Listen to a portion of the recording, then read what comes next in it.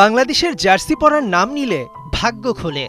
হামজার ব্র্যান্ড ভ্যালুর মার্কেট অ্যানালাইসিসেই তার প্রমাণ মেলে। এবার বাংলাদেশের জন্ম নিবন্ধন পাবার সপ্তাহ না পেরোতেই সুখবর পেলেন আরেক তারকা সমিত সোম। বুধবার প্রথমবারের মতো কানাডিয়ান চ্যাম্পিয়নশিপে তার ক্লাব কাভারলির অধিনায়কের আর্মব্যান্ড পরে মাঠে নামলেন লাল সবুজের আপকামিং সুপারস্টার। বাংলাদেশের মমতা মাখা জার্সিটা সত্যিই লাকি চার্ম। এমন ম্যাচে ভাগ্যটা দেখুন। এডমন্টন স্কটিশের বিপক্ষে সমিত সোম জিতল ৬-০ গোলের ব্যবধানে। পুরো মাঠ জুড়ে খেললেন শ্রীমঙ্গলের ছেলে সমিত। ৩ গোলের পর ৬৪ মিনিটে কাভারলি কোচ টম হুইলডন সমিতকে উঠিয়ে সাইড বেঞ্চে বসালেও শেষ ১৮ মিনিটে আরও ৩ গোলে অল্পের জন্য 7 আপ থেকে রক্ষা পায় প্রতিপক্ষ এডমন্টন স্কটিশ।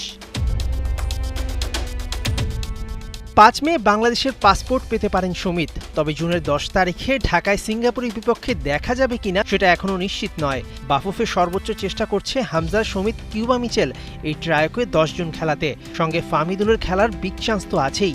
এই বাংলাদেশকে থামাবে কে?